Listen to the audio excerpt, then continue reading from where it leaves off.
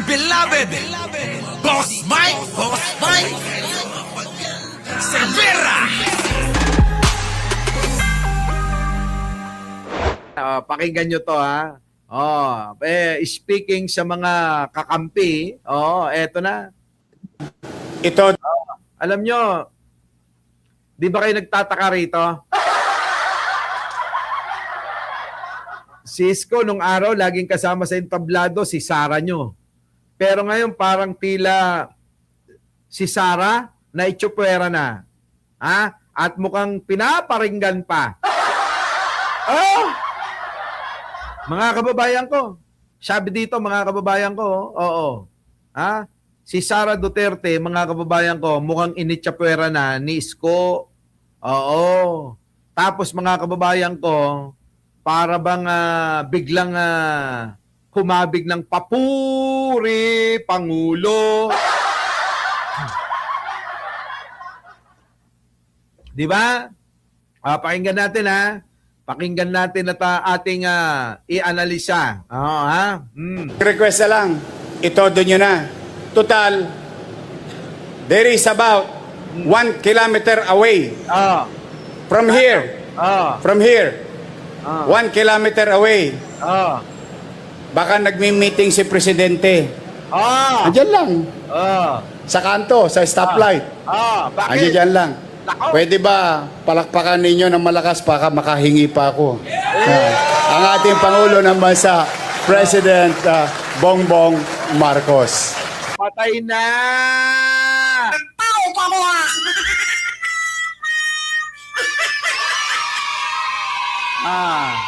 Ano na, patay na!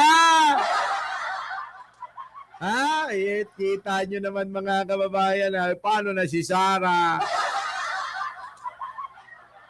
Sara, magnanakaw si Sara. Ibig sabihin mga kababayan, si Isko pala nanghihingi po ng tulong kay Pangulong Bongbong Marcos. Dahil sinabi niya mismo, sabi mga kababayan, no, pwede ba? Isang kilometro lang, ang layo.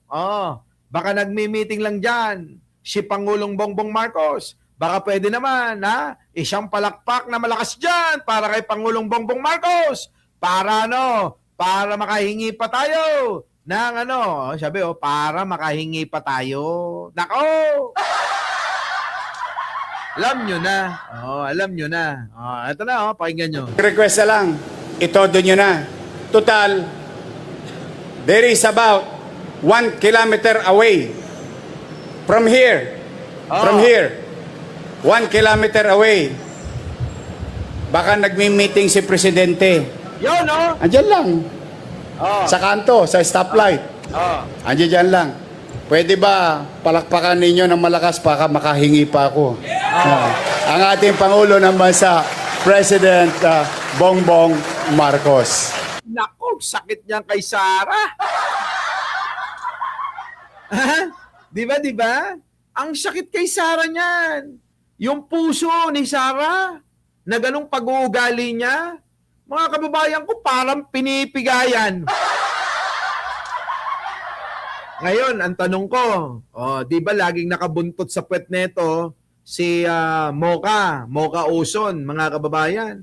Ano kaya nga napipil ni Mocha dyan, Siya tuwing binabanggit ni Isko, yung mga ganyang kataga, alam nyo naman yung mga DDS, di ba? Yung mga DDS, mga kababayan, matindi yan. Oo. Akala mo, inasinambulati yan kapag ka hindi pumapabor sa kanila, yung mga litanya ng mga politiko. Oo. Parang mga bulating inasinan. Oo, gano'n ang mga itsura, mga kababayan. Paano na, mga kababayan ko? Todo ng neto, hindi ba kayo nakakaramdam nung kamakailan, kasama ni Pangulo yan? Ngayon, eto na. Nagsasalita na ng, para bang meron ng pinapasakitan. Samantalang nung eleksyon, mga kababayan, tumatawa pa yan. Noong nagsasalita si Sara, na todo parinig sa mga kaaway nila.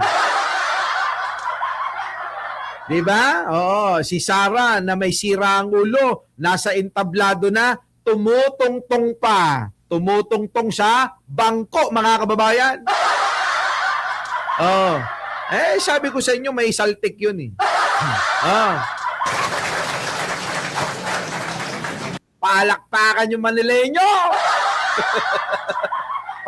palakpakan. Oh, sige, tuloy. O tingnan ninyo. Baka lang nawawaglit sa isipan ninyo, ha? Ayan ha. Ito na. Babanatan na naman. Oh, tila ba nawawaglit daw sa isipan nyo? Si President Marcos, kalabang ko. Ayan. Nakakompetensya ko yun. Oh. Tama ba? Naalala nyo pa? Olats ako. Oh, talo-talo ka! Wala, ginawa ng lahat, ng kampanya nyo. Ha? Ginawa na nung isang aso, si Banat Bay, sumampa pa sa entablado. At sabi, hahayaan nyo ba, Eka, na mamuno ang isang bangag? Gumaganon pa si Banat Bay, olats. Diba? Natandaan nyo ba yon? Tapos sumayaw-sayaw pa yung mga babae doon sa entablado. Nandun pa nga yung ko nun eh. Kami pa nung dati. Kami pa nun, mga kababayan, nung dati. Di ba? Ngayon wala na. Di ba? Mga ganun-ganun, no? Mga ganun-ganun. Di ba? Tapos dadayang inside pa to, no? Ano nangyari? Ngangay! Tuloy! Dapat, meron akong ampalaya sa buhay. Nga. Tama ba? If there will be some... Isipin nyo, ha? Dapat, may ampalaya daw siya sa buhay. Isipin nyo maigi yung banat nito. Malalim ito, ha? Isipin nyo. Sabi ni Isko, ako'y nakalaban ni Pangulong Bongbong Marcos. Dapat, may ampalaya ako sa buhay, Pero ngayon, mga kababayan ko, tignan nyo. Bitterness. No? Tinalo ko noon Dapat bitter ako. But I did not. Why? I set aside personal emotion. You focus on the job. Nako. On your responsibility. Sara, makinig ka. Pakinggan mo si Isko. Hoy, pakinggan mo! Salamat Isko, isang patunay sa mga DDS yan na pwede kang lumipat dahil para siya tama at ikabubuti ng Pilipinas. Nako. 'Di ba? May patama kay siya. Tama ka, Lord Glenn, late ka na naman, Luningning, late ka na rin. Yung mga basher ko, baka late na kayo, ha? Tama naman, di ba? Talagang patama ito kay Sara lahat. Walang politika. The same thing that I gave to other officials. Whether they're congressmen, whether they're councilor, whether they're barangay chairman or kagawad, whoever they are. Wala. Sabi mo na. Kahit pa vice president ka kamo. Sabi ni Isko, kahit sino pa kayo. Di ba? Nako. Kailangan mo isang tabi so that we can move on. Yan. And because of that attitude, here we are together. Benefiting. Jojo Chavez, idol mo. As local government, as people of Manila. Nako. That's why I, your mayor, will continue to do so. Huwag nyo nang masyadong iisipin yung damdaming masasakit na salitang na ibigay sa akin nung araw. Hoy! Kayo nga ang masasakit ng salita nun eh.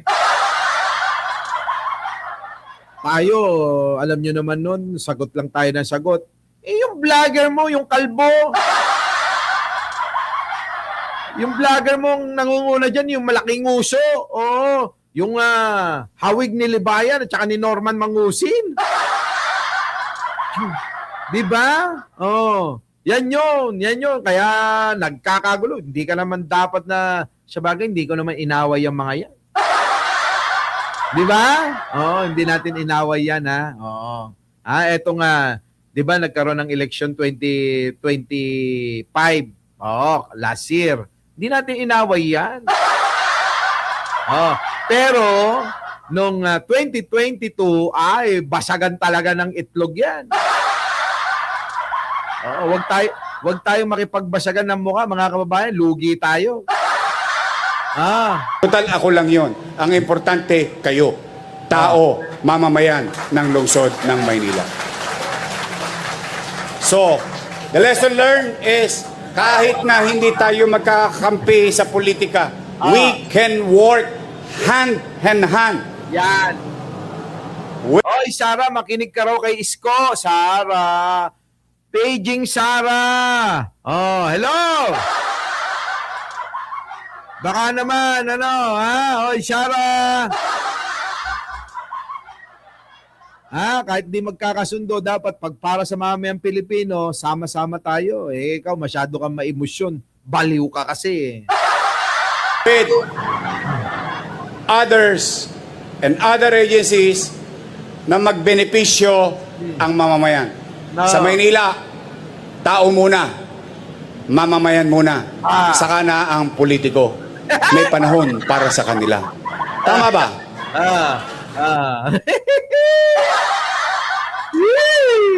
Grabe, Jojo Chavez. Ang bitter mo naman, Nandiyan si Jing Martin.